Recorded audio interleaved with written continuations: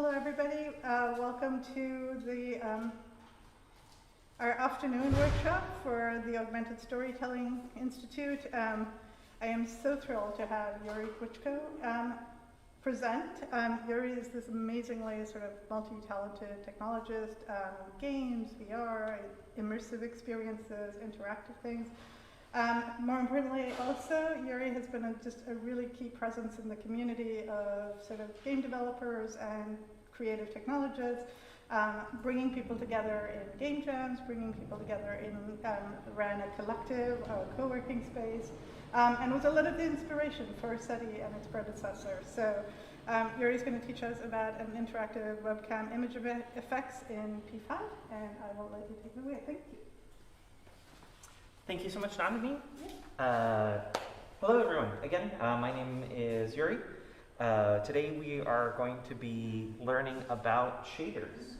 Specifically, we're going to be learning about GLSL WebGL shaders, which is a whole lot of letters that you don't have to know. But if you are familiar with them, that'll give you a little bit of an insight of what we're doing today. If you don't worry about it, not a big deal. We're going to be talking about all of that. Nani did a fantastic intro, but I did want to mention a couple of specific things that I have done with shaders. Obviously, I've done some work in kind of the game development side of things with shaders, but also a big part of what I ended up doing working for some of my contract work was working on Spark AR image effects, which are Spark AR, if you're not familiar with it, is the thing that Instagram and Facebook use for a lot of their kind of image filters, facial filters, etc. And so if you are interested, one of the things that you can do is take this kind of knowledge that you might learn in this class and then take that to Spark AR. It's free to download, free to open, and play around and start making kind of some face effects or filter effects for yourself. Maybe for a TikTok, maybe for Instagram, for whatever else. That might be one kind of fun direction to sort of take some of the things that you might learn here today. But let's get right into it. If anybody feels like I'm a little bit quieter, my voice generally tends to be pretty loud, but we are all in masks today, so just kind of let me know if you need me to speak up a little bit. Happy to do so as well. Some goals. It's always nice to kind of set out what the goals are for the class, what we're going to get out of it today. Obviously, we're going to be learning some shader basics. But almost more importantly than that, what I'm going to provide as part of the class is a P5JS template on glitch.com. Okay, again, a whole lot of words that you might not be familiar with. So let's get right to it. What is a shader? What is this thing that we've been talking about this whole time? Why is a shader? Why do we need shaders? Before we go into it in too much detail, I'd like to point everyone towards thebookofshaders.com. If you're really interested in going a little bit deeper than this class is able to do in a couple of hours, I highly recommend the Book of Shaders. It is a little bit less beginner friendly, but if you're looking for that sort of deep dive into what a shader is, how shaders work, some of the more advanced techniques, some of the more advanced pieces of math that you can do inside of shaders, bookofshaders.com is really great. It's interactive, so they have like little interactive bits that you can kind of like take a break in the middle of reading a chapter, do a little interactive bit. Really fantastic. But let's talk a little bit about what shaders are and why we need them. At the very sort of basic level, a shader is a computer program. It is a computer program that is very specialized and is very specific, and it runs on your graphics card. So every single time that we're talking about shaders, what we're talking about is we're talking about a little piece of code that gets sent and executed on your graphics card. And graphics cards are really good at doing a small number of operations, really basic operations, really quickly in parallel. And that makes them exceptionally good at drawing pixels. That is fundamentally what all of our shaders are going to do. They're going to get in a bunch of data, and they're going to spit out what color a pixel is. Is this pixel going to be white? Is this pixel going to be black? Is this going to be, speckled red, whatever else? So almost all of the 3D almost any 3D model that you see rendered inside of like a game engine, inside of a 3D program, almost all of those are rendered one way or another by some kind of shader. And the way that those shaders generally work is they start with some sort of 3D model built out of triangles. You've probably seen this type of kind of wireframe mesh, this teapot in the top right-hand corner. You've probably seen maybe some 3D modeling software that has models. If you've ever looked at a 3D model kind of like on display somewhere, and you sort of see that sort of mesh under the hood, that mesh is generally made up of triangles. And the reason for that is because triangles have these really, really nice mathematical properties that we won't get into too much. Again, the book of shaders, we'll sort of talk about that in a lot more detail. But triangles have some really, really nice mathematical properties that make them particularly convenient for shaders to draw. We won't get into that too much, but all you really need to know is that you have these triangles that are drawn on the screen, and those are sort of the first step of a shader. It's got a triangle, it wants to draw it. Once you have that triangle, this is where we begin to involve shaders. There are two steps generally to a shader. You have the vertex shader and the fragment shader. Those are sort of their more official names, but the easier way to think of them is that the vertex shader is working on the corners of the triangles. So you have your triangle, which has its 3 points that make up a triangle. Each one of those 3 points is what we call a vertex. Again, if you've worked in a 3D modeling program, you might have seen vertices. Those are kind of like the little dots at the corners of the triangles. You can drag them around, you can move them around.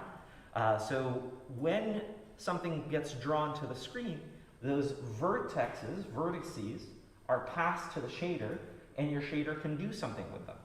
That's not something we're going to get into in this class, but one of the fun things that you can do in like a game engine or a 3D modeling program is you can actually offset the position of those vertices.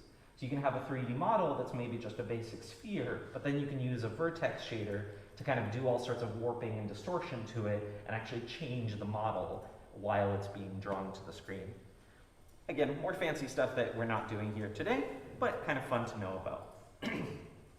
Then, once the vertex shader has sort of done its thing, has sort of been given a chance to do whatever it's going to do on the corners of the triangle, then we actually draw the triangle to the screen.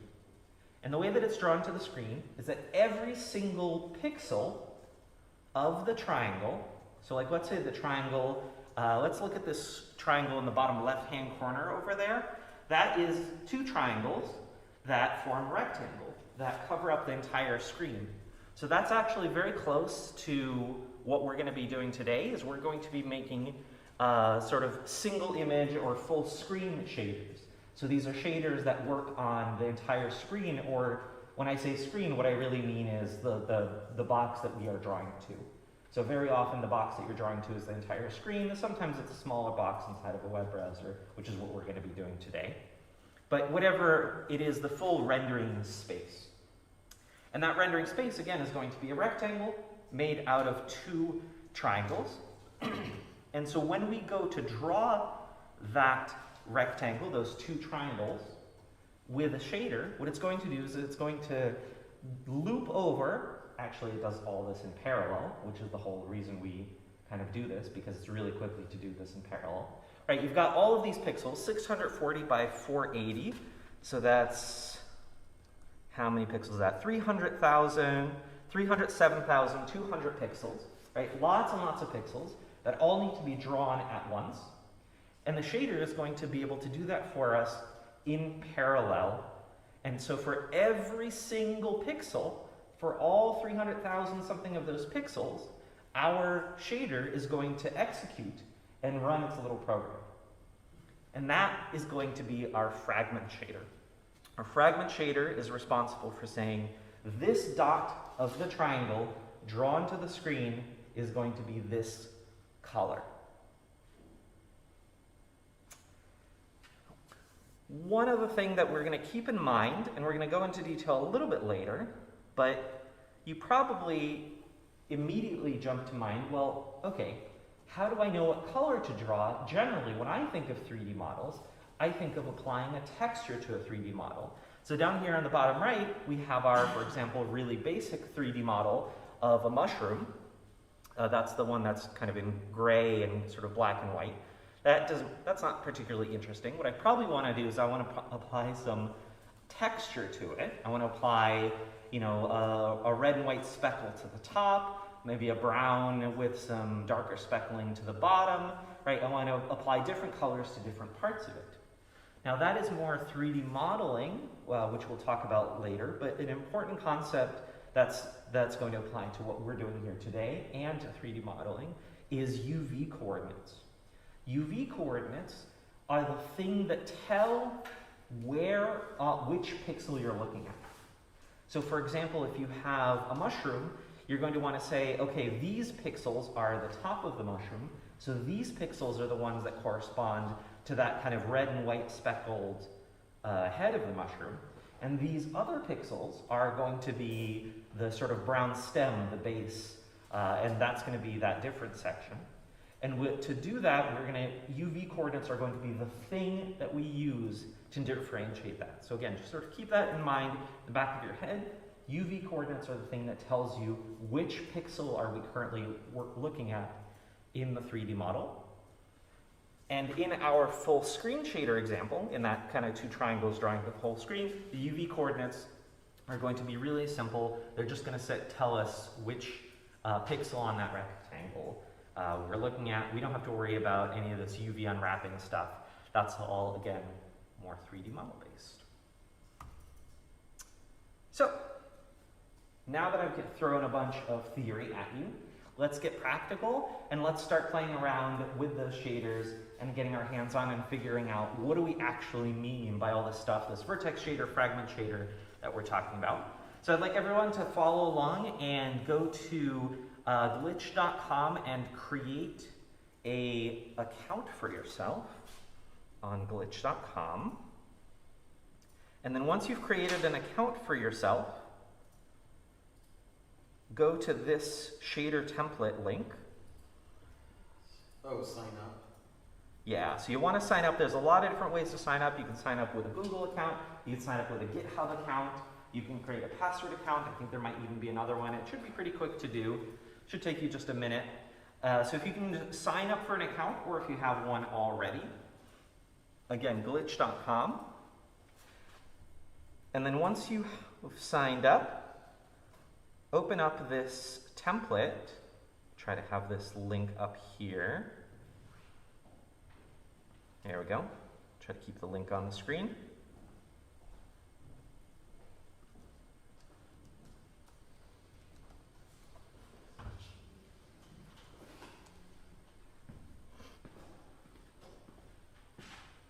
And then once you've signed up and opened up the link, you should see that little button in the top right-hand corner. That's the little two fish glitch button. Click on that and click on Remix on Glitch. Again, glitch.com is a platform for coding stuff on the web. It's really, really nifty. It allows you to do Node.js. It allows you to do web programming. They have a lot of really nifty little templates for getting started on things. Has like a nice built-in editor. It even has a little sort of virtual terminal that you can log into and interact with the web application that's kind of running on their servers live. Just has a lot of really, really nice tools for being able to do any kind of web programming. And again, my favorite is this ability to remix, which is you can first of all view the source of any kind of glitch project. So if you see a cool project that somebody's made, you can just go to their project, view source, and see what they did. And more importantly, you can remix it, which is kind of make a copy of it for yourself, play around with it yourself, edit it yourself. So what we're all gonna do is remix this template that I've made. And I recommend everyone do this now because we're going to be making some changes to this template as we go along. Or I'll be making changes to my version of the template. You will all be making changes to your own version. I'll give everyone a minute to do that.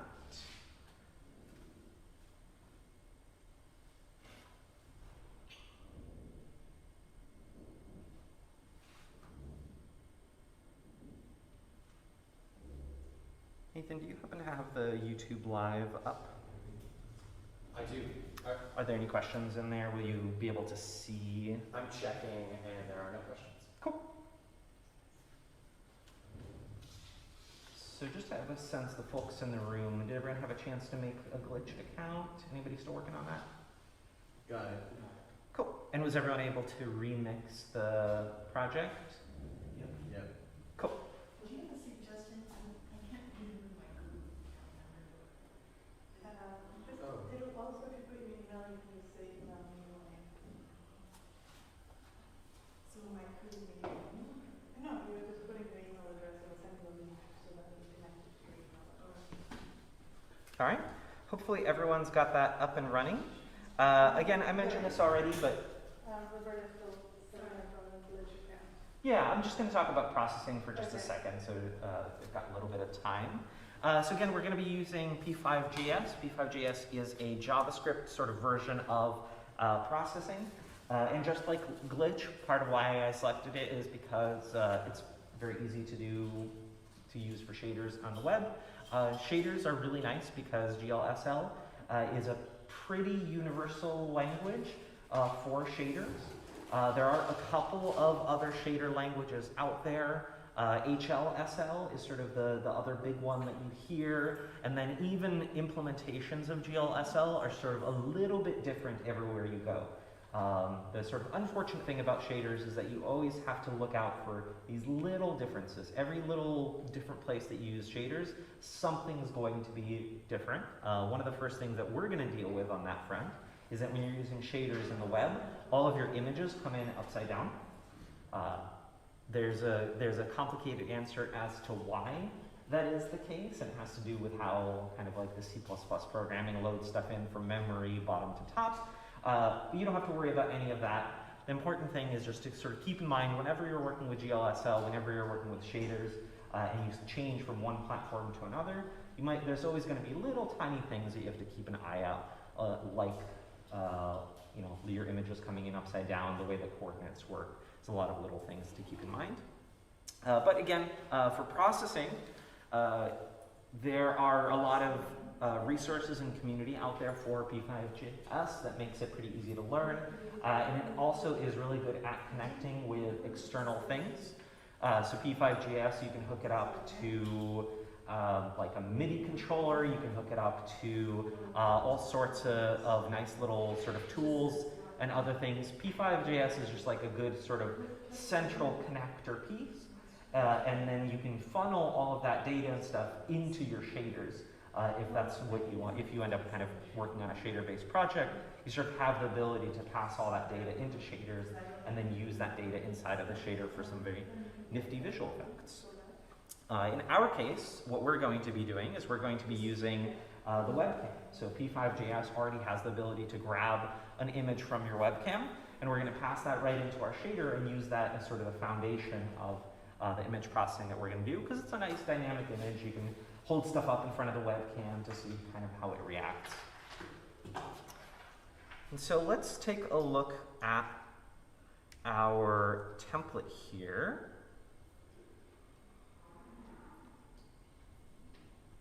So if everyone can get the template open, and if you don't have the edit window already, you can hit view source on your version. Again, make sure you're working within your version. And if you can go to view source, or if you already have this window up, great. And we're not going to be looking at this in full detail, but I'm just going to cover the basics of what we need, and everything else you can more or less ignore. There's a couple of things in here that I sort of added in as nice to haves that are sort of like, this is what I would want in my own project. They're outside the scope of this class, but if you want to take a look, if I don't mention them here and you see something, feel free to sort of take a look. The main thing is this server.js is where everything starts. So this template is a Node.js template. So this is a Node application that hosts a really, really basic static website. All it does is it serves files. It just takes files in a folder, serves them up as a web browser to a web browser, and the files that we are hosting are contained in the public folder, which is this one over here, as well as a couple of Node modules. So we're using Node, the Node Package Manager, NPM, to grab P5.js. That way it's kept up to date. That way it's sort of the latest version. So we have that available. And what we're doing is we're actually saying, hey, grab that from Node and also host it on our own website for our own kind of application to use. You can also just kind of download and bring in P5.js yourself manually. This way it's sort of kept up to date. I also mostly just copied this process from the P5.js developers that had their own template. So this is the server.js. Now that we know it's here, now that we know what it does, we never have to worry about it again. We never have to change it. So again, I mentioned that this file is going to serve up some static content, and that content is going to be mostly the stuff in the public folder. So next up is our index.html. Super simple, really, really basic HTML file. Again, some of the stuff in here is a little bit extra and unnecessary, but the two very, very important things are these two script imports. The first thing that we import is P5.js itself. So that, again, because we hosted that Node modules as a thing that's available on the website, we can just grab it right out of there. And then sketch.js is actually going to be our sketch. So that is the thing that is our drawing, that is our P5.js project. So let's go in there next. This sketch.js has a couple of extra things in there that I've put in preparation for the other activities later. You can ignore a lot of this stuff for now. We'll kind of talk about them as we go along. But we'll just talk about a few really important things. So this preload function is a P5.js concept, and that is sort of where you do all of your preparation, your initialization, kind of loading stuff in, getting stuff ready. And the main thing that we do is we load in our shader files. Remember at the beginning we mentioned that there are two shaders. There's the vertex shader and the fragment shader. So here we're loading in both of those. Shader.vert is our vertex. Shader.frag is our fragment shader. And we'll take a look at those in just a second. So then we also have the setup function, which sets up our actual drawing to the screen. So we create a canvas, a WebGL canvas that's 640 pixels by 480 pixels in WebGL mode. That is, the WebGL mode is what allows us to kind of use shaders to render.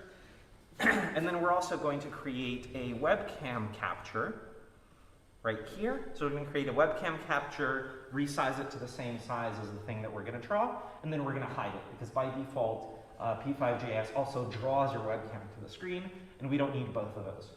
So we don't need kind of both of those images we displayed, just need one. And then finally, we have the draw function. The draw function runs every single frame. So in this case, about 60 frames per second. And this is what actually kind of draws stuff to the screen. So if you end up using processing, if you end up using P5.js, this is the thing that you would put in your, draw rectangle, draw circle, draw image under the mouse. This is your sort of every single frame draw thing.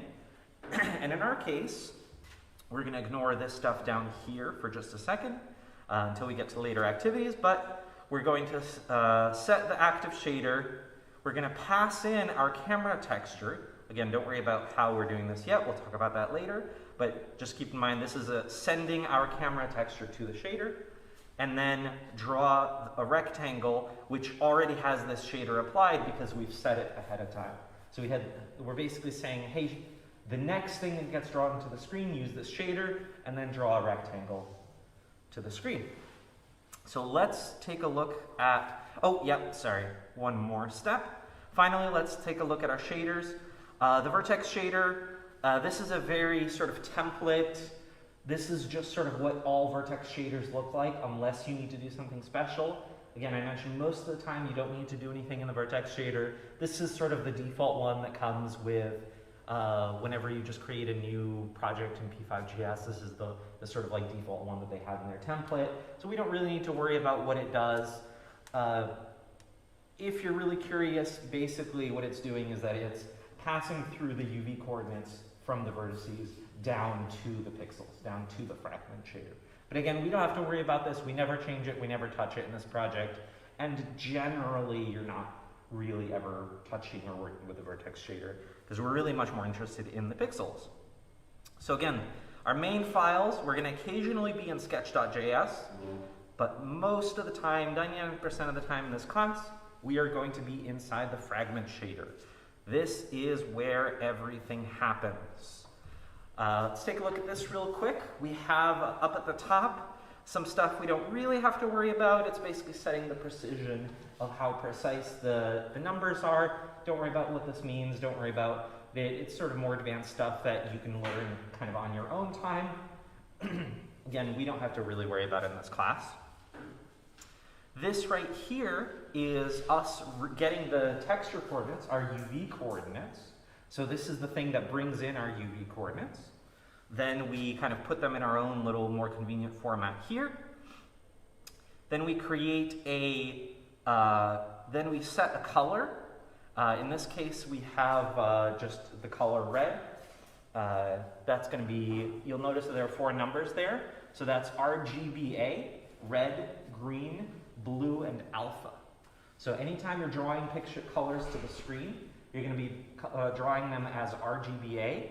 If you've done any sort of web programming, you know those sort of like hex symbols that are like FF, you know, 2A or whatever else.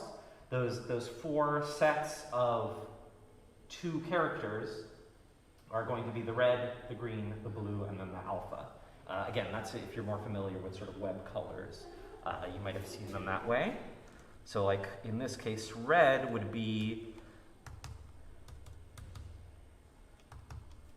so this right here, this first section is the red, then a 0, then a 0, and then a 1 for alpha being 1, which means it is fully opaque. All right, and then finally we set the color. If you'll remember when we talked about this, this is a little program that runs on every single pixel of the screen. So for every single pixel of the screen, set the pixel to red. So finally, let's take a look at what that looks like. Down here in the I'm going to hit preview in a new window. And we have our beautiful, lovely 640 by 480 square. That is a single color that is just red. Okay, so let's do a quick little activity. If I can get everyone to sort of explore and go through that process yourselves. And a couple of things for you to try. Try changing the color. So just try out some of the different colors. Try playing around with all 4 of those numbers, red, green, blue, and alpha. See what they do. And then you don't have to hit save or anything. Bridge will automatically save anything. You just have to refresh the preview window to see your changes. So again, this is a kind of time for you to make sure that you've got your glitch account set up, to make sure you've got the template copied over, to make sure you've got everything that I just went through working. Remember, we looked at server.js, index.html, sketch.js, and then finally we landed on the shader is what we are looking at. So I want everyone to at least get their red little box to show up and change that red box to a different color.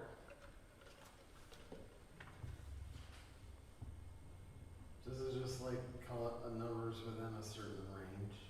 Yes, excellent. Thank you for mentioning that. All of the numbers are from 0 to 1.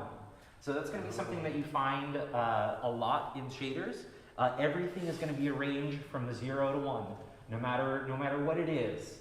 It's always going to be from 0, the lowest number, 1 is the highest number. So you might have worked with colors before, and you might have worked with them from 0 to 255, right? Like your red might be from 0 to 255. In shaders, 0, 0, 255 is 1. Everything else is sort of scaled in between. So like 0.5 is 127 and a half. 127? One of those.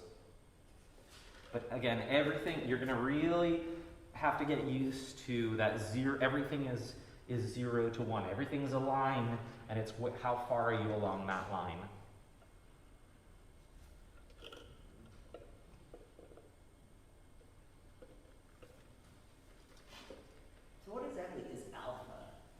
Alpha is transparency. Okay, it's like how transparent.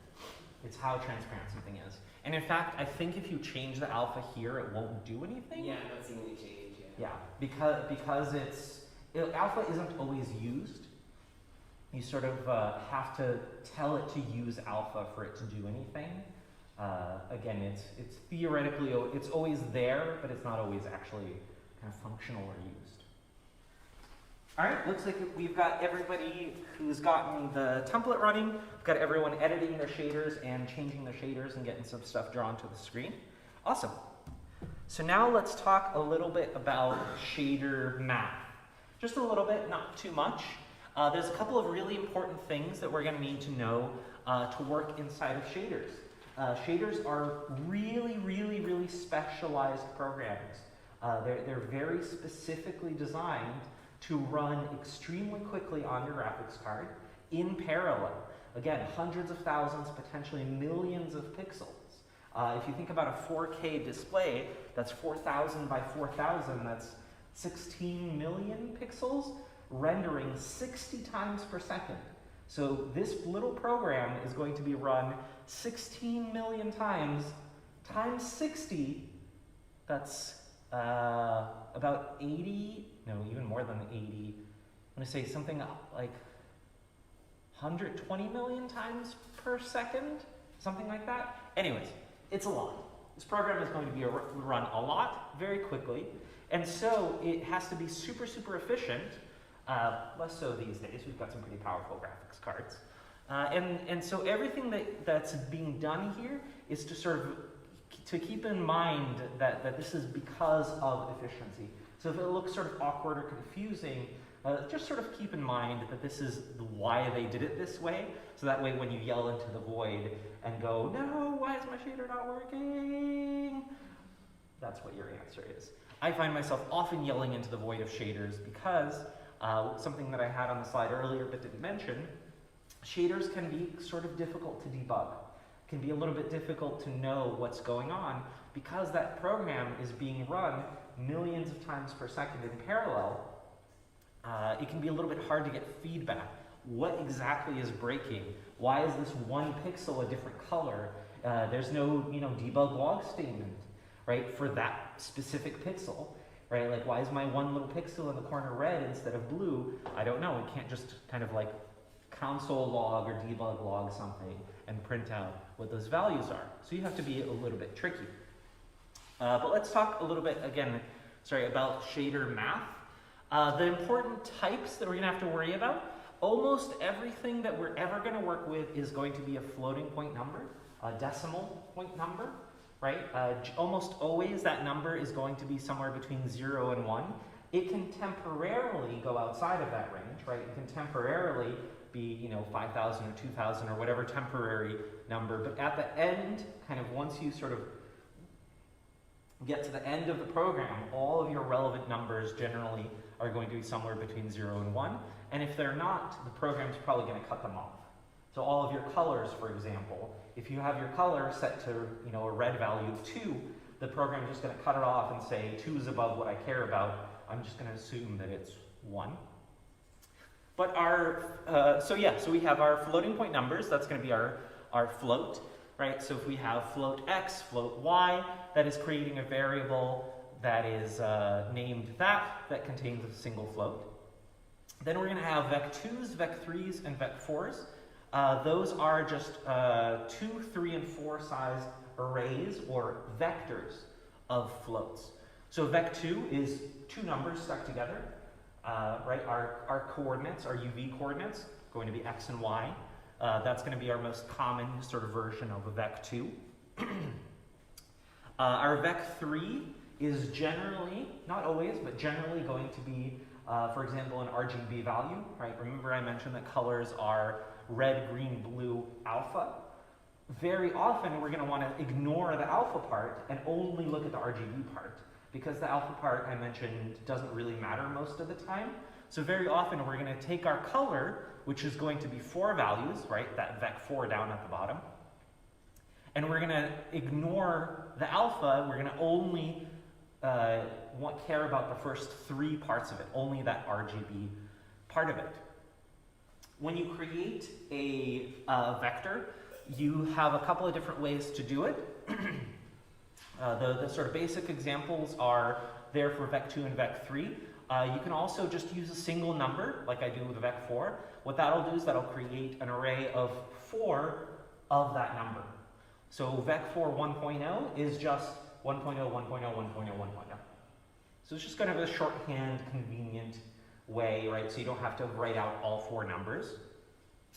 Down in that mix and match section, yet another way that we can create vec4s is by combining things together, right? If you take a vec3 and a float, stick them together, you can make a vec4. So right there, you see I create a new vec4 by combining a vec3 and a float. 3 and 1, 4 makes a complete vec4. We also have a lot of convenient sort of ways to refer to the individual numbers, right? A vec4 is 4 numbers. We talked about it being RGBA, red, green, blue, alpha. So that's one way to refer to them. So we can do, color.rgb is the first 3 values. We can do color.rg, which is just the first 2 values. We can even do things like color.ra, which is the red and alpha values combined together. And what's really nifty is that you can use that for setting and retrieving. So you can say on the left side, color.ra is equal to, for example, UV, which would set the red and alpha values to the UV values. It's kind of a contrived example, but the sort of nifty thing is that it's very mix and matchy. It's almost like kind of like sticking pipes together. You're almost like, it feels a little bit more loosey-goosey than some other programming that you might have done where you have to be much more specific, like this goes into exactly this. There's a lot of like weird little shortcuts and mix and matchy things that you can do. Just sort of keep that in mind if you see something weird and you're like, why does that work? It's probably because of a convenience thing. We said RGBA. The other way to refer to those 4 numbers in a vec4 is XYZW. They're interchangeable. Doesn't matter which one you use. They're just different ways to refer to the same thing. Again, RGBA are the 4 numbers. XYZW are the 4 numbers. You'll see them used depending on which one makes the most sense to you. You can use either one. Generally, if you're working with a color, you probably want to use RGBA. Generally, if you're working with UV coordinates, you want to use XY or any other sort of coordinates. Sometimes you'll be in a position where you're like, I don't know what's in here. I'm just going to use XY because I don't have anything better to do. And we'll actually see an example of that later. Again, almost all values are 0 to 1. You'll also notice that everything has a period and another number. Everything is 0.0, 1.0. If you ever accidentally put in just 0 or just 1, the program will break because it is not very smart. It is fast.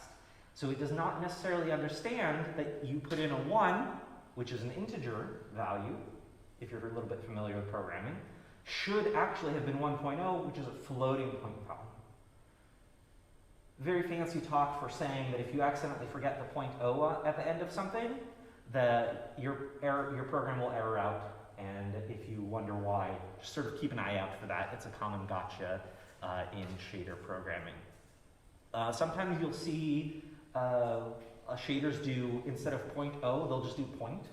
So you'll see a lot of like 1 point, O point, which is again just a sort of shortcut way to refer to the same thing. Unfortunately, shader, if you ever kind of like go to other places where there are shaders and people kind of share their shaders, you'll notice that everyone sort of tries to write the most minimal amount of characters possible. So you'll have this gigantic program with 100 variables, and they're all named like A and O and F and C, and you're like, I don't know what any of this means. So it's sort of an unfortunate reality of shaders. But yeah, let's go back to a couple of more weird math things that we can do.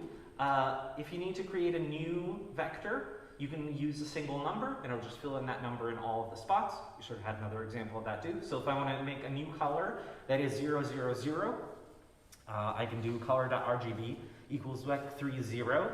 So even if that's a vec4 number, I can assign just part of it. I can assign just the first 3 RGB values of it that way. I can also do uv.xy equals 0.5, so I can assign a single number to both of those. You can also do piecewise multiplication. So if I want to multiply my uv by two different numbers, I can multiply it by a vector, and it'll multiply the first part by the first part, second part by the second part. So with that little example, uv times equals to 0.25, 0.5, it'll take 1/4 of the first number and 1/2 of the second number. So again, just little math convenience things. These are things you'll just find very commonly in shaders that might not make sense if you're coming from other programming backgrounds or maybe less mathy backgrounds. Just sort of keep an eye out on those, and again, feel free to ask questions. And then there are a lot of really, really handy built-in functions that we're going to be using some of pretty extensively. Two very common ones are modulus and sine. So modulus is, I'm like forgetting the non-programmer term of it now. I've been programming for so long. Remainder? Yeah, it's the remainder. Thank you. Yes, it is the remainder. So if you divide, for example, 10 by 3, you will have a remainder of 1. This is a really, really important function if you want to do any sort of repetition.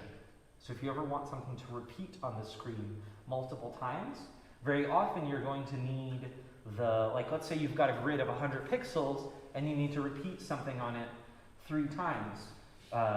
You might need to have the first 30 pixels, 30 pixels, 30 pixels, and then you have this extra little bit remainder of how many other. So you very often need to know the sort of remainder of a division, and we'll talk about that when we get into that last project. Sine and cosine are also very handy because they give you this sort of continuous wave function from -1 to 1. That's really, really handy for making stuff move, right? If you want to make something move, pass it into a sine wave, and just sine waves are just very pretty and natural in general. And then we also have a bunch of other math functions that we won't get into too much detail, but if you're familiar, if you sort of recognize the words there, you'll sort of be comforted to know that they exist. Floor, ceiling, mix, step, and smooth step. Again, don't need to worry about what they are, don't need to care about that now, just sort of have that little bit of stuff in the back of your brain. So we already mentioned a little bit about UV coordinates, so let's talk about that in a little bit more detail. The UV coordinates that we're going to care about, again, we're in full screen shader mode, right? We have our entire screen as one rectangle, so we don't have to care about, you know, whether we're a 3D model, we don't have to care about UV mapping, we just care about this one rectangle that we have. So we have one set of UV coordinates that we care about, which is what I've got up there on the screen. It starts in the bottom left and goes to the top right. Again, also from 0 to 1. It does not matter how many pixels there are in the image that you're drawing. It is always from 0 to 1. 0 is the start, 1 is the end. If you want to do something with pixels, it is up to you to do the math to figure out how big 1 pixel is. So one very common operation, if you need, you know, if you're doing, for example, a blur shader, and you need to go exactly 3 pixels to the right, one very common operation is to calculate the size of the pixel in UV coordinates by taking the width of the image, for example, and dividing 1 by that. So 1 over the width of the image is how wide 1 pixel is in UV coordinates. So let's do this example here, and now everyone, if you can do that kind of in your own project. You see I've got that little bit of example code up there. Remember how we changed the color? And we had the color be, we started out with the color being 1.0, 0.0, 0.0, 1.0. So now, instead of our first 2 numbers, let's use the UV coordinates and draw our UV coordinates to the screen. So uv.x and uv.y, if I can get everyone to draw that in your own projects. And then you'll get this nice little image where you can actually see the progression from 0 red color to full red color, and then from 0 green color to full green color along the x and y axes respectively. This is a very common debugging technique.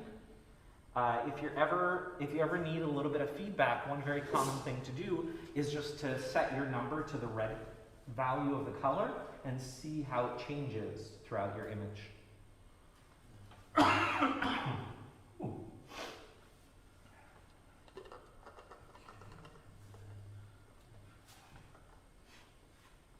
Oh, wow.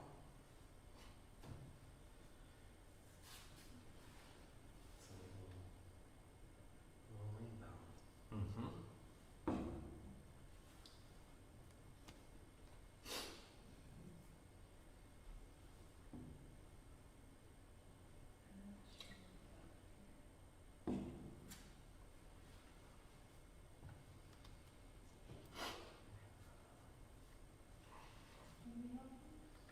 Sure.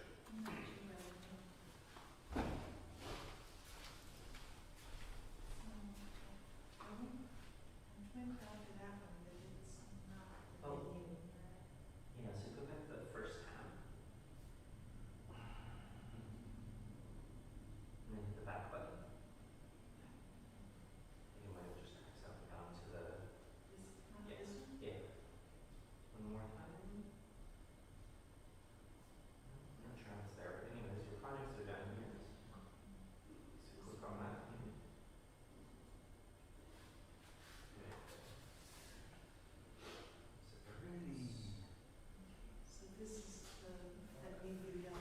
So you'll have to go back to the shader itself, which is on the top. And then it's that. Oh, maybe if you had That's what the yellow. if you had a weird space, extra space in there, it might not work. Oh, I see where. Yeah. So you see this line right here where you set the color, that four color equals. Just make that line. So, what did I do wrong here? I must have a typo. Oh, so that looks like it's 0.0 instead of 0.0. Oh, thank you. That's what it is. Which is funny because verbally we often say that. Oh, that makes sense. Thanks. Mm-hmm. Yeah, anytime you see me say 0.0, that means 0. I know, it's because they put the 0 and the O right next to each other, so I tend to do that typo anyway. Just my brain doesn't even think about it. Yep. Definitely one of those easy to... Just so funny that we just automatically... Yeah, and they are right next to each other on the keyboard too. Yeah. Cool. So again, we have that quick little guide up there. Red, green, blue, alpha is the four components of the color. That'll be something that's really important to sort of keep in mind. We have our little guide for the UV coordinates, so keep that in mind. Bottom left is 0, 0. Top right is 1, 1. And this is how we know what pixel we're currently looking at. So now let's actually draw the camera feed. This is our sort of foundation point. Is that we don't want to just draw a single color to the screen. We want to draw different pixels to the screen. So what we're going to do is we're going to take a look at this basic fragment shader that I have up here. Oh, did I close it? Yeah, there we go.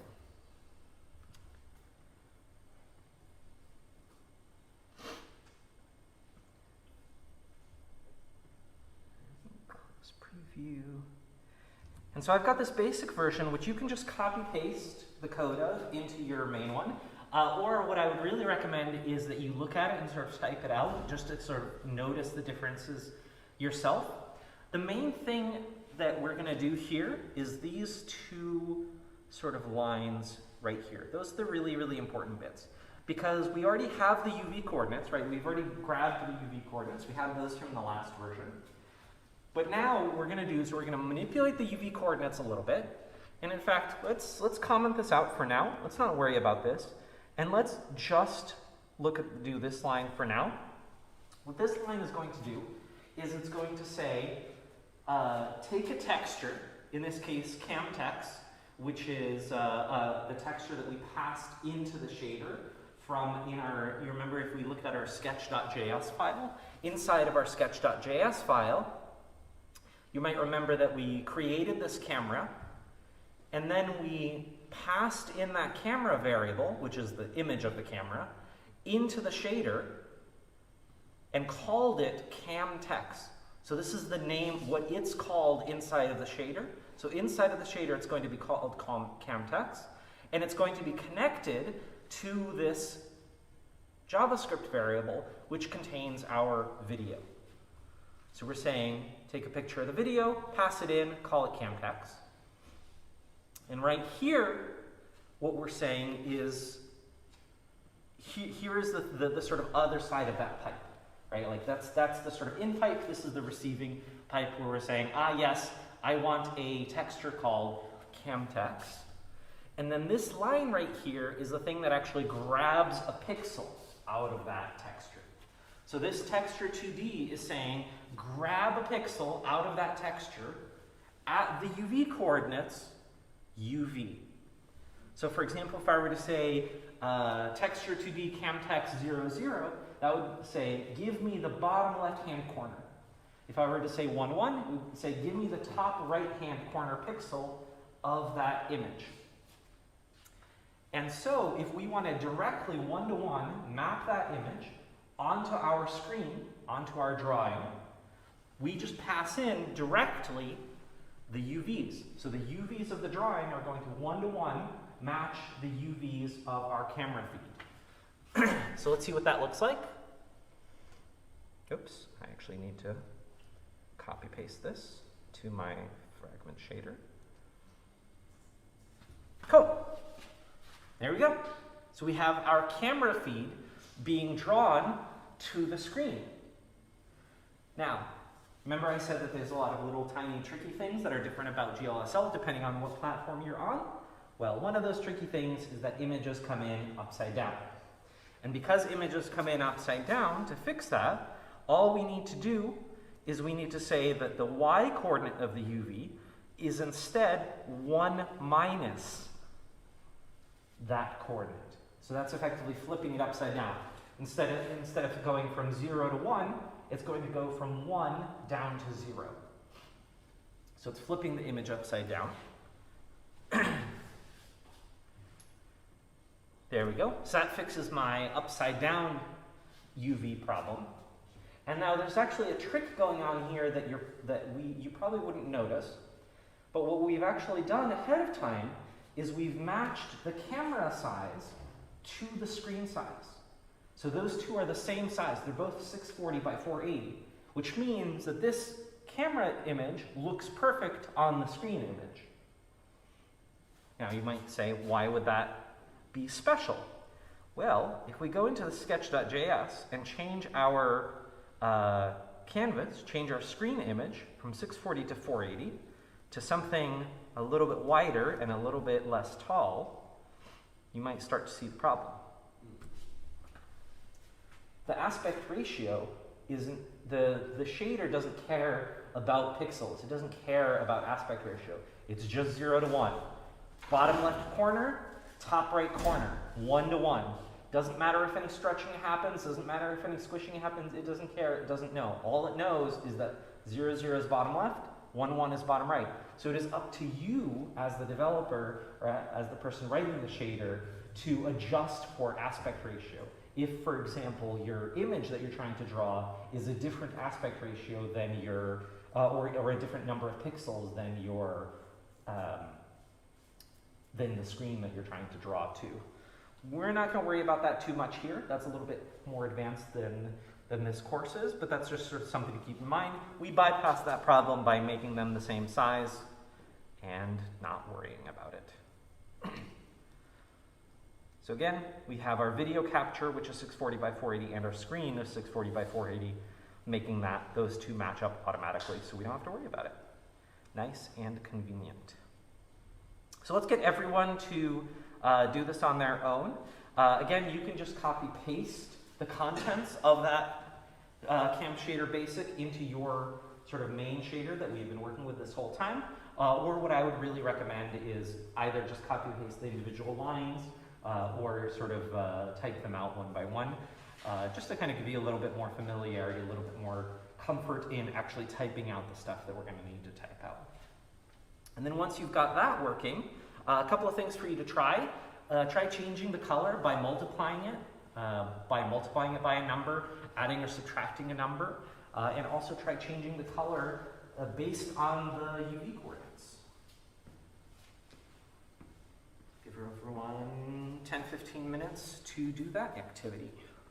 And again, if anyone has any questions, if anyone has any trouble setting that up, Can you show us that set one more time? We're taking something from that other sketch and then pasting it into the .frag one. Yeah, so this is the .frag file that we've been working with.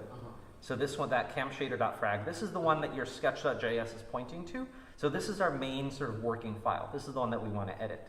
I've included the alternate versions of it for each of the activities here in the list. There's the basic, distortion, use, shift, let. And the easiest way to work with those is to just take the entire contents of it, copy it, and paste it over what was in your camshader.frag. Just fully replace it. Now, if you want to be a little bit more interactive, what I would recommend is sort of comparing the two, looking at the differences and just typing them out. That way, that sort of gives you a more visceral feeling of what the actual differences are. Because if you just copy paste it, you'll get it working, but there will be a lot more sort of like active learning if you look, oh, this line is different, copy paste that in. Why is that line different? Oh yeah, it does that thing. So for this example, if I sort of compare these two, the first difference that I notice is this additional line right here, which is that we're bringing in the cam text, this uniform sampler 2D cam text. So I'm going to copy paste that in as my first step. And then I look at the next difference and I see this, oh, the UV coordinate is being changed here. So I'm going to copy paste in just that part. Oh, okay, yeah, that's the part that's flipping upside down. And then I keep looking and I see, oh, okay, now instead of setting a color, we grab the color from the texture. And those are the three main differences. Refresh, and there you go.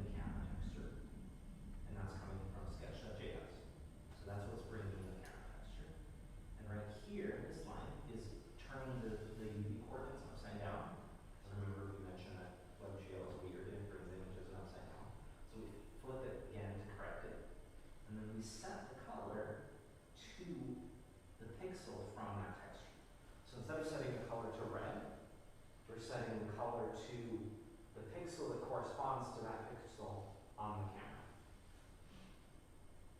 But this is all fragment. Yep.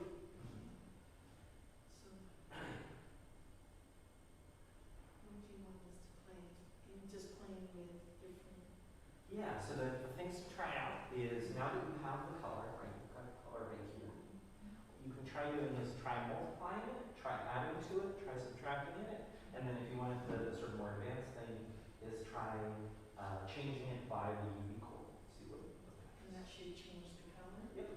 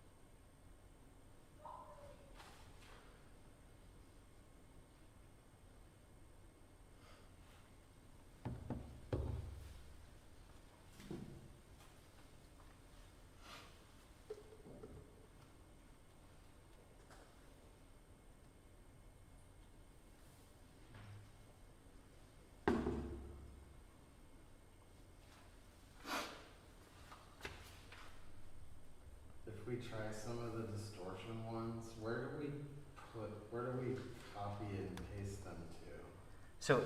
So everything is, the current shader that we're using is always going to be that camshader.frag. Oh, I see. So that's always the one that's currently being used, currently being drawn. Everything else is for, all the other frag shaders are just for reference, just for copy pasting. Yeah, I'm trying to figure out where you paste it to make it work. So if you want to just use the entire file, you can actually change which file it loads in right here. No, that's not what I'm asking. Let's see. But as far as copying stuff in, you can either copy the entire file and just fully replace the other file. So just like fully, completely delete it and copy the entire. Let me be more specific. So the one that says distort the entire image over time, where do you put that into the sketch to make it work, I guess, if I want to copy and paste just that one thing? Like if I want to just copy this one thing. Oh, I see. Yeah, so what and then paste it. So what is it, so what is that line changing? Yeah, I tried just putting it here. Oh, gotcha. So there's actually one other thing that's missing from there. You'll notice that it's using a word there that we don't have before, that haven't referenced before. We haven't defined it. Yeah. So time is not yet defined. Oh. So if you go back to that distortion one. And look at it again. Do you see somewhere else that time is? Oh, I see. So it's somewhere. Float. Uniform float time. So just like we brought in the camera texture as an external thing, we have to bring time in as an external thing. Okay. And that's actually in the next section. We're going to talk Oh, about that. I'm jumping the gun. Okay. No worries. Sorry. All good.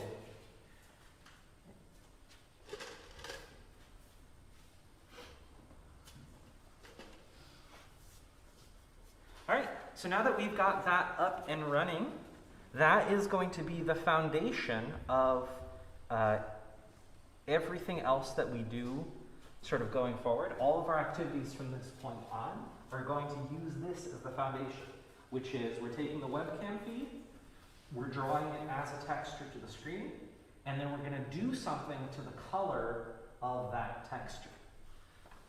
So let's take a look at some of the things that we can do.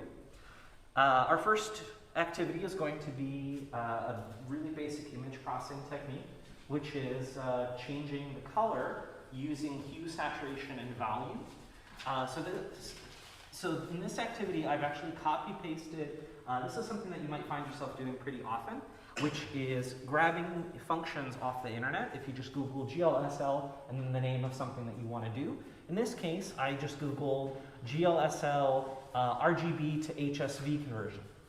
So RGB is sort of the way that computers generally store colors. That's the way that our shaders store colors, red, green, blue. But it may be really useful for us to store the colors in a different way so we can edit them. HSV, for example, is really handy. It's hue, saturation, and value. So if you use like Photoshop or other color editing programs, you might have seen HSV. That is hue, saturation, and value. Instead of storing the colors as their component pieces, red, green, blue, it stores them as sort of settings. So the hue is which color it is. The saturation is how saturated, so how grayscale to full color it is. And the value is how bright it is, sort of. There's a more technically correct thing that actually says brightness, but again, for our purposes, what we mostly care about is that it converts from red, green, blue to these three things, HSV, which we can tweak almost like sliders. So if we want to make the color, for example, shift its hue from one hue to another, so if we want to make all the colors in the scene go from red to blue, and all of the other colors to go from blue to green, so that is a hue shift that we can apply to our webcam feed to make for some fun little color effects. One thing that we very often want to do is we want to pass things into our shader. So we want additional information in our shader, because our shader is very, very basic. It doesn't have access to a lot of things by default. Everything that it needs, we have to pass into it. So we've already passed in the camera texture. So for this example, we're actually going to be passing in the time as well. So we're going to take a time value from processing from P5.js, and we're going to pass that into the shader as a uniform. A uniform is basically anything that comes into the shader from outside. So we call those uniforms because they never change inside of the shader. They come from outside, we get them in, we can't change them. They're just like, here's a flat thing for you. So let's take a look at what that looks like. We're now going to open up Cam Shader Hue Shift, and you'll notice a couple of different things. We've got our two copy-pasted functions. I did not write these. I just found these online. You don't actually have to worry about how they work. You don't have to worry about the innards of them. At least for me, it's very common to simply find a function online, maybe tweak it a little bit to make it work with whatever version of GLSL I was using, and then just use it as is. Keep an eye out on licensing, obviously. That's something to keep in mind if you're using this in a commercial project or personal project. Keep that in mind. But a lot of stuff is available on MIT license, so that's pretty nifty. But yeah, these two functions, they take a vec3 and return a vec3. So remember our RGB. So we're going to pass in a vec3 RGB, and we're going to get back HSV. So now we have our hue saturation value. We're going to tweak the hue. So here we go. We're going to take the color. So here's our color that we grabbed from the camera. We're going to convert that to HSV. So we're going to say, okay, now our HSV color is converting the RGB to HSV. So here's our HSV color. Then we're going to modify that HSV color. So we're going to move the hue. We're going to continuously add to the hue. So we're going to keep changing the hue. And that's nice because it's a loop, right? The hue is a loop. It's kind of the rainbow that loops back in on itself. So we're going to continuously add to it, and then we're going to convert it back to RGB so that we can now draw it to the screen. So here is what that looks like. Oops.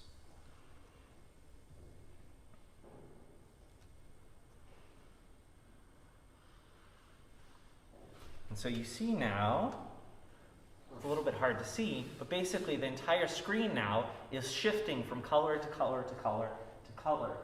And each pixel is being affected differently. So each pixel has its own unique hue. Let's see if I can get something a little bit more colorful on the screen here. There we go. So you see that each pixel's own hue is being changed individually. Oh, wow. And so we get this trippy little This is great. hue shift effect.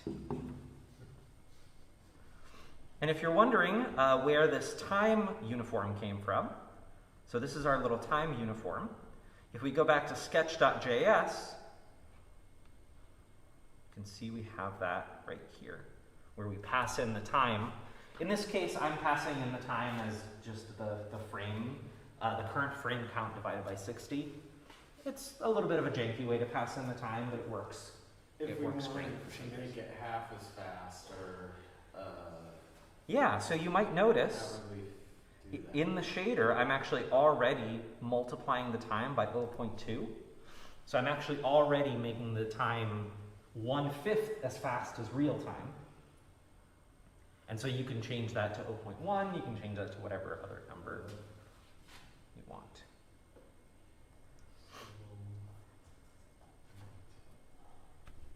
All right, let's talk a little bit about one of the new concepts that we introduced in this example, which is uniforms. We already used uniforms a little bit because we passed in the camera feed as a uniform. But basically, uniforms are anything that you're sending into the shader. If you're curious, the reason they're called uniforms is because they are uniform in that they don't change. They're like constants. Once they are in the shader, they are constant, they don't change, they are just stuck to whatever value you passed in. But that doesn't really bother us because we're passing this value in 60 times a second. So it's only constant within the tiny, tiny little 1 frame execution window of that shader. We can pass in values that constantly change per different frame. And in fact, one of the uniforms that we used in this in this example that we just did was the time. Right? We passed in the time as a number, so that way we could actually adjust things based on the time. You can add to things, you can add the time to things to make them shift over time. You can not multiply them by time. It's almost always you're going to be adding or subtracting. But anyways, uniforms are anything external to the shader that you're passing in. These are used for images. They can be used for parameters. So very often you might need to pass in things about the images, right? How wide the image is in pixels. Remember I said earlier, right, one of the common operations you might do is have to calculate what is the size of a pixel. And the only way to do that, you can't access the size of an image inside of the shader. You have to pass that in as a uniform. You have to externally get the size. For example, processing will let you access the size, and pass that in as a uniform. You can use uniforms to hook up things that are external controls, right? I mentioned like a MIDI controller or an audio feed. If you want to pass in an audio feed and have the shader react to an audio feed, all sorts of external sensors and things can be connected to it, external data, etc. And again, these are passed in every single frame, 60 frames per second, so this data is constantly kept up to date. Some other examples, I think I mentioned most of these: sensors, knobs, dials. We pass in the time, data about the images, and most importantly, other images, right? Other supporting images. So for now, we're just passing in the camera texture, but we're actually in the next couple of activities are going to start passing in additional images, additional supporting images that we might want to use. Give everyone a second if you're writing notes. I am also going to link to this presentation at the end, so any of the content of the presentation will be available. So let's look at our next our next image processing techniques. Lookup tables. There are a lot of different names for this same technique. Lookup tables, or LUTs, as they're often referred to. Sometimes this isn't color grading, but often when people are referring to LUTs, sometimes they refer to it as color grading because that's the thing that you're doing, but you're using LUTs to do it. But basically, what a LUT does, what a lookup table does, is it says, here is every possible color. You'll notice that little colorful square in the top right corner, that grid of 8 by 8 by 8. That is every single possible color that can be rendered. It is 1 pixel per possible color that can be rendered. And so what we do is we take that image, that's what we call a lookup table, that has every single possible color, and then we modify it somehow. Maybe we apply a grayscale filter to it. Maybe we turn all the reds way up. Maybe we turn all the blues way down. we can apply any color effect we possibly want to that image, and because that is a map of every single possible color, whatever effect we apply to that image will be applied to the matching color in that table. And then we can use that as a lookup to modify whatever our incoming image is. So that's a little bit of a complicated concept, but here's a simple example. Let's pick one color, pure red, right? Just pure 100% red, 100, 25500, whatever, however you want to think about it. Pure red is represented by this very topmost right corner pixel. I'm actually not sure if that's true. It's probably true. Maybe this one over here. Anyways, one of these pixels is pure red. Every occurrence of that pure red in our incoming photo, let's say I've got a photo of a red wall, every time that pure red shows up, I can say, I detect pure red, that corresponds to that exact picture on my lookup table. Right? Pure red, always there. Pure blue, always there. Pure, midland green, always there. The same input color is always in the exact same place on the lookup table. And we'll actually see how we do that in a minute. So we know that for certain. So then, if we change that table right there, that image right there, to say that pure red, we actually modify that image, and we change it to pure red is now middle gray. Right? Let's say we grayscale this entire image. Now, our shader can go pure red. I know where pure red is. Pure red is in the top right-hand corner. It's always there. What color is there now? Now that I've modified it to grayscale, what color is there now? Oh, it's gray.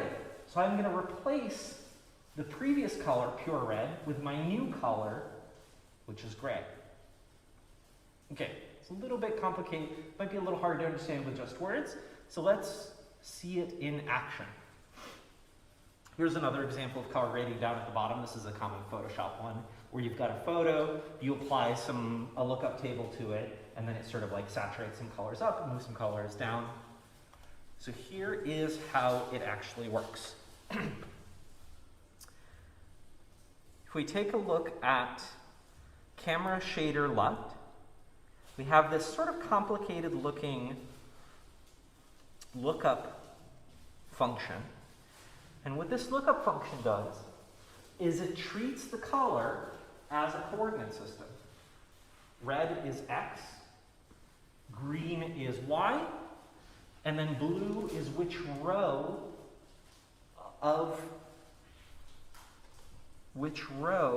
in this image does that correspond to. So for example, if I need to look up a color, let's say it's about halfway down along the blue, it's about a quarter of the way over in the green, and then it may be within that, works a little bit differently. You'll notice that each one of these looks kind of like our UV coordinate box.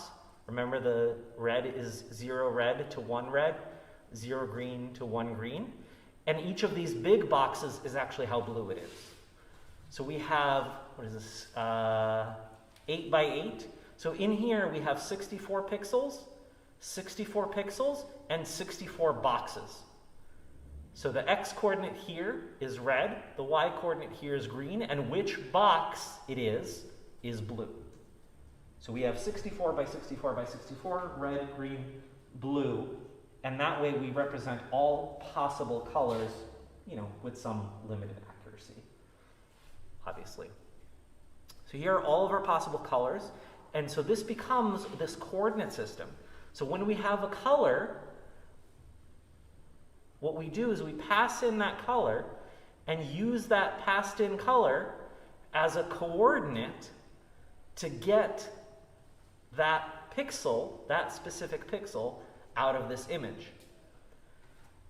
This is the default LUT. This is the one-to-one. If you just apply this LUT to a photo, you'll get back the exact same photo, because you're basically saying replace the color with itself.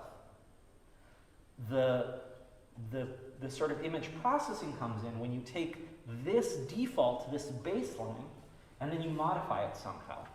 For example, if you take all of the colors and then you turn them all gray, if you apply a grayscale filter to it. And the reason that you would do this, right, instead of doing the grayscale on the shader itself, is because you can do really advanced things in here. You can do like all sorts of Photoshop-y, super advanced, you know, only the top third of the reds tweaked up, only the bottom whatever of the blues. You can do all these fancy color effects, and you don't have to store them as math. You don't have to store them as shaders. You're basically storing these color operations in this table by applying them to this table. And so then, when you take that shader and apply it to your regular webcam, this is our basic one-to-one, right? No changes, basic one-to-one. Oh, is my hue shift still going on?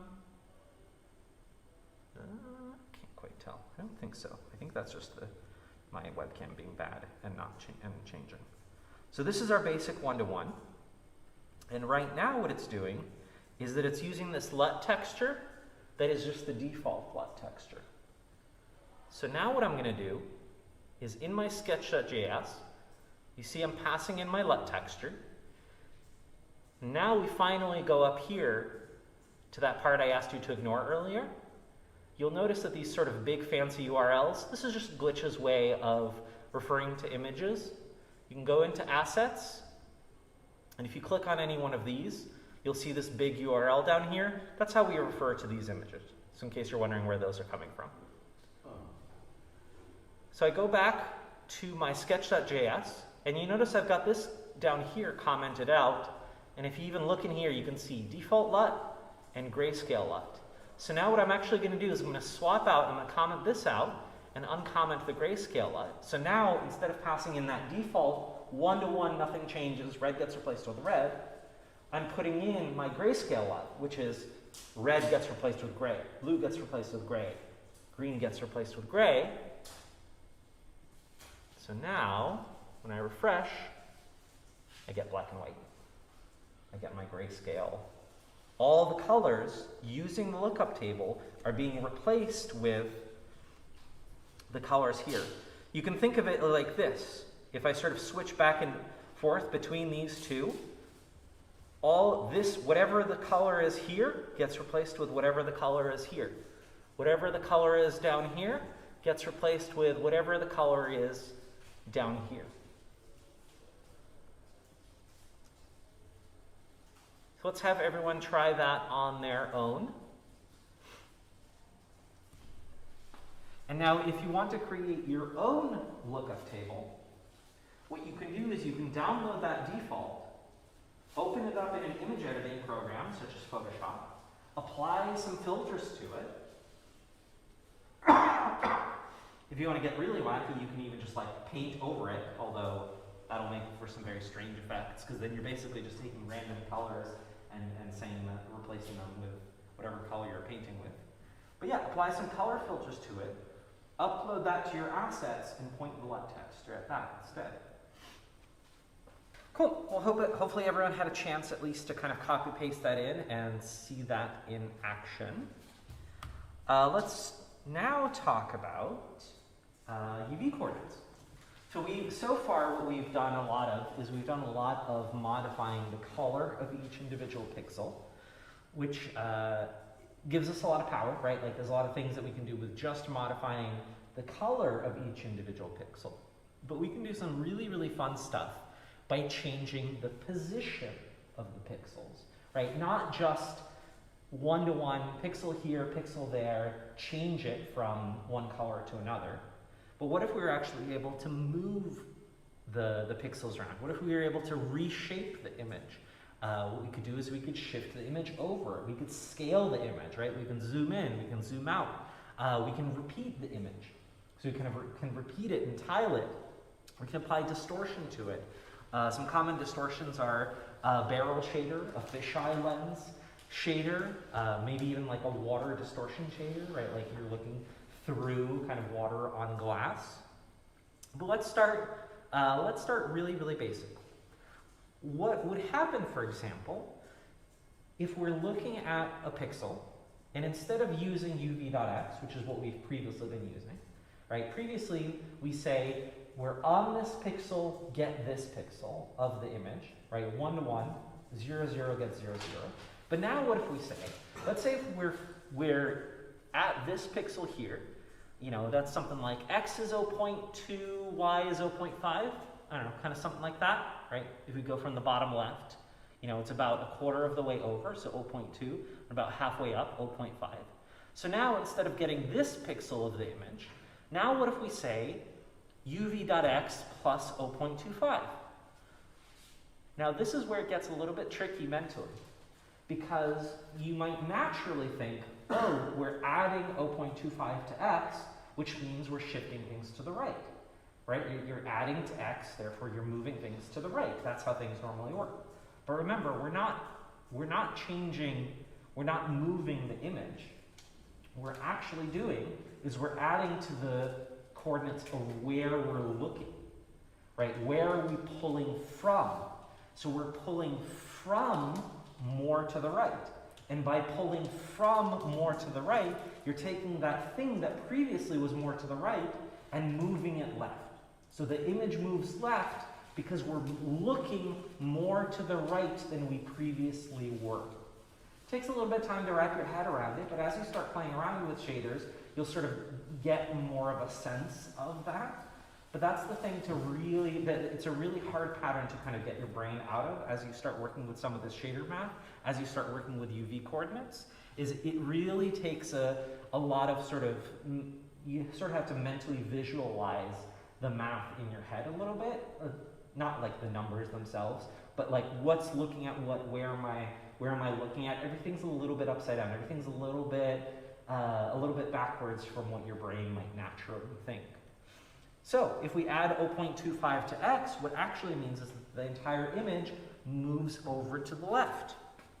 So if I look at my basic example, again, I'm going to go back to my basic shader. That's one of the very first ones we did. All this does is it draws the screen, right? Just draws the webcam, nothing fancy, really simple. And so if I add, do this the long way. You'll notice before, for those of you who might not have as much of a programming background, this right here is the same as, so if you ever see me use this plus equals, all that means is add it and then store it back in. Right, so these two are exactly the same. So again, we're adding 0.25. If I refresh this, the entire image moves to the left. Now, one other nifty thing you'll notice is you notice that we've got this sort of weird effect on the right. And the reason that happens is because there's no pixels there. Right? We've moved the entire image to the left, which means to the right, there's blank space. There's nothing for it to reference. So what it instead does is, because it's trying to reference 0.01, 0.2, 0.2, sorry, 1.01, 1.2, right? It's trying to reference UV coordinates that are greater than 1. And so all it does, and I mentioned this before, is it just takes, oh, that's greater than 1, I don't know what that means, cut it off, just set it to 1. So it takes that right edge of pixels, that 1.0 right edge of pixels, and just repeats it over and over for the rest of the image. We'll talk about how to fix that in the next example too. So that's us adding 0.25 to x. So let's look at a couple of other ways we can modify UV coordinates to distort the image, to change the shape of the image. So I've got a couple of different examples in here. So that we're now going to be looking at this camshader distortion.frag. Again, just as before, we're going to take the entire contents of this, copy it, paste it into our camshader.frag. And now it's going to be up to you to uncomment these. I've got 3 separate distortions here. You can uncomment them one at a time. You can come into the old, you can sort of combine them if you like. You can do one at a time, whatever you're feeling up to it. But the first one here, I have uv.x plus equals to sine of time. So here we're taking the entire image and we're shifting it left and right based on time. Remember a sine wave, right? The sine wave goes up and down based on the input. Just kind of goes up to 1, down to -1, up to 1, down to -1. It's just this repeating wave. So that's a really useful function because we can get it, we can make this back and forth repeating motion based on time. And instead of doing 1 to -1, we multiply it by 0.2 to make that a little bit smaller, to make that movement a little bit smaller. So let's take a look at what that does. So now we take our webcam feed, and we've got it shifting left and right. Now you notice something here. I'm actually going to comment this out for a second. Yeah, so there's our little visual distortion. Right, you get kind of weird fingers, which is sort of a nifty effect all on its own. But what if we want to get rid of this distortion? Well, what we have to do is we have to repeat the UV coordinates. Anytime the UV coordinates go over 1 or below 0, we have to do math to wrap them back around. And there's two ways we can do that. We can do a regular repeat. These are functions that I have up here, by the way, and we'll get into those in just a second. These aren't just magic words. So we can do a regular repeat. And now a regular repeat is okay, but with a webcam and with a lot of images, a regular repeat is a little bit weird because you get these hard lines, right? Like you can see where the image repeats because it's just kind of like tiling the image, which can be fine depending on what your image is. But for a webcam, I'd really much rather do a mirrored repeat. And what a mirrored repeat does is it's not just kind of like image 1, image 2, image 3, image 4. It actually flips it every single time so that the edges always match up. So here is what that looks like.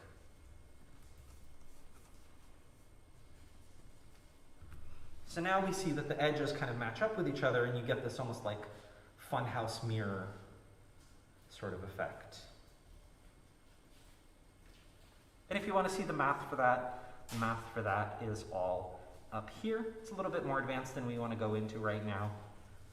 But the basic idea is that your UV coordinates go, if you want to do a regular repeat, they go 0 to 1, 0 to 1, 0 to 1, 0 to 1. If you want to do a mirrored repeat, they go 0 to 1, 1 to 0, 0 to 1, 1 to 0, 0 to 1, 1 to 0. And then we have a couple of these other effects here, including this really big fancy one down here. This one actually uses a noise texture. So very often what you want to do inside of your shaders is you want some kind of noise, some kind of randomness. Noise is another term for randomness, usually referring to 2D or 3D randomness, right? Not just like a single line of random numbers, but actually this like field of random numbers, which can be really handy if you're applying stuff to an entire screen, because if you just apply a single random number to the entire screen, there's not a lot of variety there. Whereas if you really want a different random number per pixel. And so what we're doing here, and this is some sort of fancy math, again, it's a little bit outside the scope of this class to go into it. Basically what we're doing is that we've got this random noise texture, and you can actually see that here under assets, this random noise texture, and we're using that to create a distortion effect, to move the UVs a little bit less, a little bit more, to make this not quite, but sort of water-like effect. Let's take a brief aside to talk about noise. There's a couple of little interesting tidbits, specifically as they have to do with shaders. So there are two different categories of noise and two different ways of working with noise. Again, what we mean by noise is we just mean randomness. Generally, the reason we call it noise instead of randomness is because it's over an area, right? It's over either a 2D or a 3-dimensional space, so it varies over time.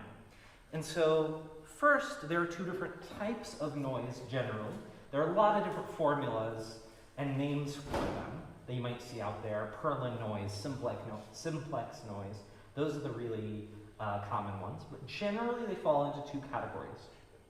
There is continuous noise, things like Perlin noise. And those are really important because they are smooth in the way that they move across space. What that means is that you'll never have two pixels next to each other that are wildly different. Right? They have this sort of continuous nature to them. Every pixel next to it is close to it in value. So it has this sort of rolling hills sort of effect. That's in contrast to something like simplex noise. Let me find a good image of it. Actually, no, not simplex noise. Sorry, simplex noise is actually another type of continuous. What is the other name for it? Oops.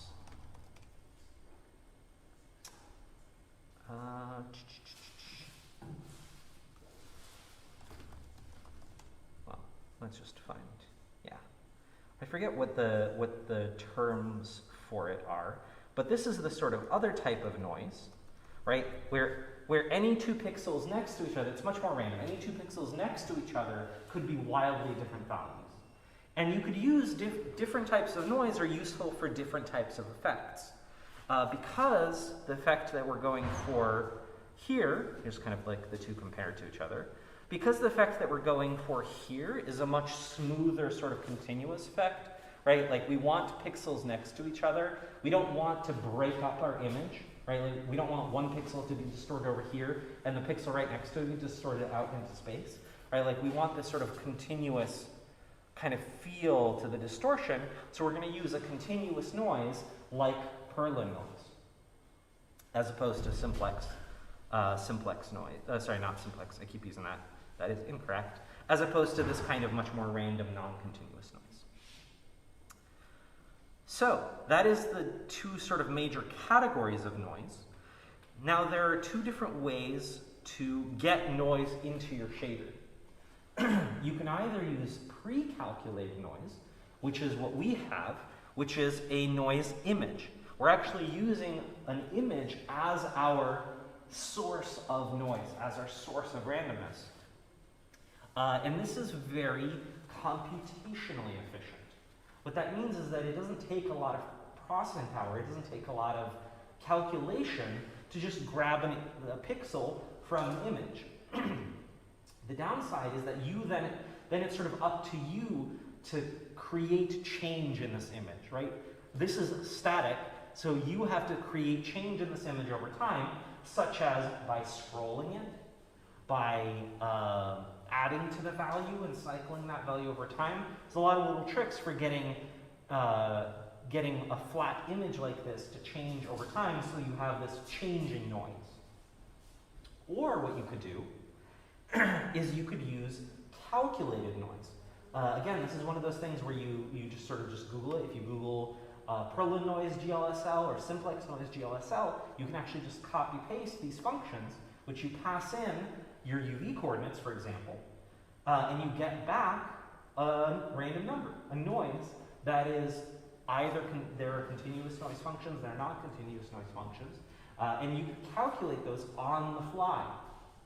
And therefore, you don't have to worry about kind of like scrolling an image or anything like that. And that is more memory efficient. So depending on which one you need, depending on your limitations, sometimes it's more important to be computationally efficient if you're working on a very slow device, maybe like a mobile phone. Or sometimes you need to be more memory efficient if you're working on something that has very limited memory or space, like a little tiny effect that gets uploaded to phone.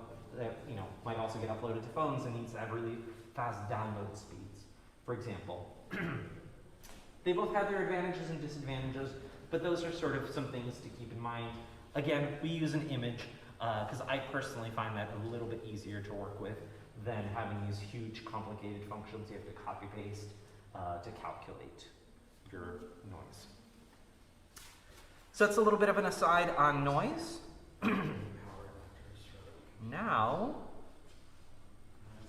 let's talk about our sort of final effect. Putting it all together, this effect is quite a jump in complexity from what we're doing, but this is sort of the effect that inspired the class, so I figured I'd at least talk about it, and then again, you can copy paste with it and play around with it yourselves. I have a version of it in there that you can use. But what this effect does is it's an ASCII art filter. Again, it's combining all of the techniques that we used in some pretty advanced ways. And it's fun because it's pretty flexible. There's a lot of different ways to use it. But here's the basics of it. The first thing that it does is it loads in a tile set of ASCII character images. So you've got, for example, ASCII characters, like that one down in the bottom right. I have like UEI period dash. It can use sprites. I have one example that uses Mario sprites up there on the right, like a tile set of Mario sprites. Really, you can use any image that you want, any image that's cut up into a grid. So that's what we mean by tile set, is it's just any image that can be cut up into a grid, such as this one, which is a 3x3 grid. So you notice that there's 3 letters in each row, 3 rows. So that's what we mean by tile set. It was fully charged when we started. It says 17 minutes. Here's another example of a tile set. This one is 6x6. Again, that's any image that you can cut up into different tiles. And the important thing for this particular effect is that the tiles are in order of brightness. We don't have those batteries. What I mean by brightness is by how much... It's going to be less than 17. what we mean by brightness is how much of the screen they take up, right? So you'll notice in the top right-hand corner, the Mario is the smallest. It takes up the least amount of space. In the bottom right-hand corner, it's the biggest one. It takes up the most amount of space. For this one, again, very similar. In the top left-hand corner, we have, nothing, so it takes up no space. And then a little bit of space, a little bit more, a little bit more, a little bit more, a little bit more. The reason that's important is because for this ASCII effect, what we're doing is we're taking a section of the screen, a little tile of the screen, we're calculating the brightness of that little tile, and then we're replacing it with our own little sub-image, our own little, in this case, ASCII character. So if you've ever seen ASCII art online, you can take a look at some examples. Right? If we look at some of this ASCII art, you can see what they do is that they try to match the pixel density of the characters, right? So those M's, those Z's, those 8's, there's a lot more darkness in them. There's a lot more, or in our case, brightness, because we're using white on black. There's a lot more brightness in them, whereas the more empty areas, they use either a very small character like a period or a comma.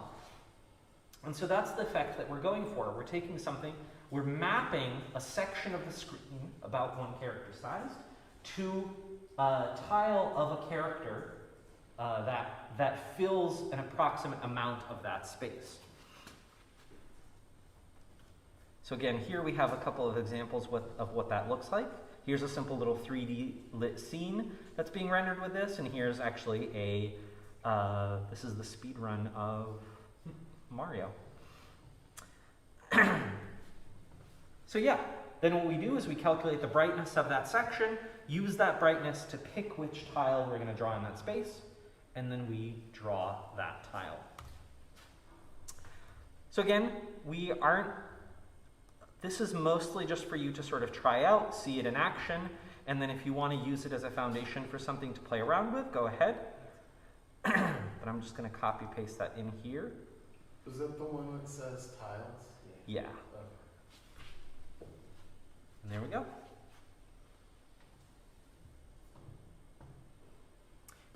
So now, I actually think that this currently has a bug in it, because in converting this over from Unity to P5.js, I think some of that UV coordinate weirdness, this actually has a little bit of a bug in it that I might try to figure out over the next little while everyone's playing around. But you still have the basic idea, it still mostly works. And what you can actually do is you can toy around You can take a look at it in a little bit more detail, sort of see what's happening here. It's a lot of math. It's a lot of UV math. It's a lot of kind of splitting the UVs into tiles, using sub-coordinates to calculate kind of like which tile you're in, which is the pixel offset of that tile, corresponding that to the brightness. But it basically it sort of brings in all of the little techniques that we've used so far. It uses the lookup table technique, right? Like it uses the brightness as a lookup into the brightness tiles. And I've put in a couple of little things for you all to play around with. You can multiply the final color by the tile color. Something to try. You can change the values over time. There are a lot of little values in there that you can tweak. And then you can also try using a different tile file. So I've also provided you with an alternative file here. Again, in our sketch.js, I have this other tiles file, which is Mario tiles. Oh, okay. Now this requires a little bit of extra work because you actually have to change some parameters as well.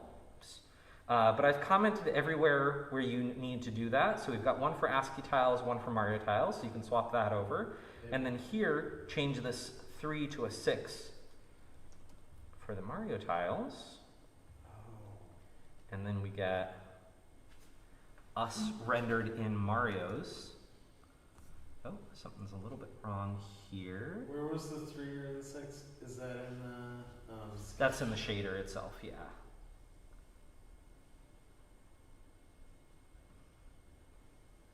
See, I wonder if my bug here is biting me in the butt a little bit. X or, oh, it's for both. Yeah, but you can sort of see it trying to work here. I might try to debug this once we get into more activity time. And then what you can also do is, let me undo all that. What you can also do, which is nifty, is you can actually multiply this, because this is a black and white image, if you multiply it by the color that we originally used to calculate the brightness, so this is the color of that tile in the camera, so that's what we grab the brightness from. So if we multiply that back in, we get a nifty little effect. A little bit hard to see, but that you can sort of see, you get a lot more of that sort of detail that you lose by turning these into ASCII tiles. How did you do that? So that down here is this little uncommented part. With the ASCII text, is there an alpha channel involved in that at all? So there is not. It is purely black and white. And so I am fully replacing the camera image with the tile. And then when I multiply the color back in, because the black is already 0, when you multiply black by another color, you still get black, because it's just 0. That makes sense. And so it sort of naturally creates, it's sort of like, instead of an alpha, you have a brightness. And if the brightness is 0, you get back 0. Thank you. This is great. Yeah, unfortunately it is a little bit broken, but I'll see if I can fix it up. But yeah, before we sort of break into final activity time, I did want to talk about a couple of little extra things. These are not things for the class, these are just like fun shader things. And one of my favorites is, there's a technique that you might have seen videos of called ray marching. Again, very advanced, not something that I expect anybody who's just getting into shaders to do, but it's a really nifty technique because what it sort of does is it sort of imitates ray tracing. So if you've been kind of around the graphics space, you've probably heard of ray tracing either in games or in 3D rendering.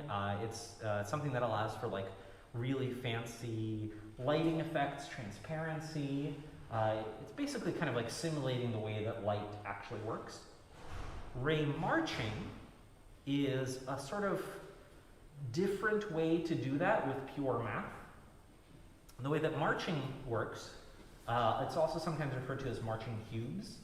If you've heard that term before, the way that it works is that you define the picture that you want to draw entirely in math formulas. So everything is a math formula. It's, draw a sphere of radius 5 here, of color this, draw square over here. So everything is pure math, just math, math, math, math, math. There's no drawing, there's no 3D modeling. It's all mathematical formulas, curves, circles, etc. And some people, including Inigo Quies, have gotten really, really good at it. And you can actually see his process video. He actually has a video. The girl in the top right corner and the bottom left, both of those are drawn entirely using math typed out as code in a web editor. And he actually has a video where he goes through the entire process from 0 to drawing out that entire scene. It's really kind of magical, but this is all using ray marching, which is really nifty. And you can actually see these live running in Shader Toy. Oh, this is the alien structures one. So you can actually see this is the code for that piece of art. And it's all code. There's no 3D model, no nothing. It's all in here. And so it's this happy little friend bouncing around. All the lighting calculations, all of the animation, all of that is just code using shader math. It's really more of a just for fun thing, but I did end up actually using ray marching for some commercial projects that I ended up working on. One thing that it's really, really good at is for drawing a whole lot of one thing over and over and over again. So I actually ended up using it for a sort of infinite star field effect, because unlike something like Unity or a 3D engine where you have to draw, if you've got like 1 million stars, you have to draw 1 million separate pieces of geometry. What you can do with ray marching or with shaders in general is they're really good at repeating something over and over and over again. And ray marching in particular is really good at repeating geometry because it's just math. It's just a single math formula. And for that reason, it's really, really good at drawing things like fractals.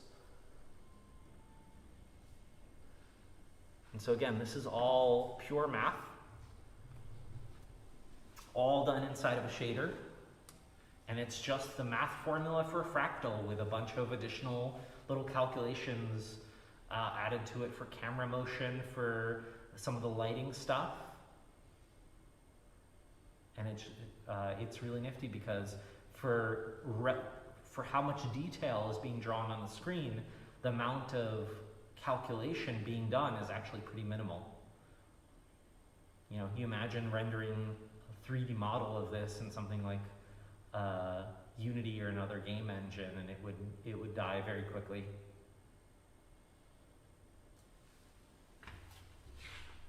But yeah. And again, if you have a chance, definitely check out Shader Toy. It's a great little online community for writing and sharing shaders. A lot of them end up using this ray marching technique. So if you look at a shader and you're like, I don't understand even remotely what's going on here, unfortunately it's very common to see a shader that you have no idea what's going on. But there's definitely some that you can kind of grab little bits and pieces of. I often go to Shader Toy for some inspiration or for some new techniques and things. And if nothing else, it's just kind of cool to check out some of the stuff that people have done. And there's a whole lot of stuff you can browse and search, and you can even look for things. Oh yeah, here's actually that painting of the girl, and it's even a little bit animated. And it's making my laptop chug a lot. But yeah, so check out Shader Toy. It's a fantastic little place. And yeah, that's it. Thanks so much for attending. Again, I'm going to see if I can fix up that ASCII shader in P5GS. We have about 25 minutes left. I'm available for questions.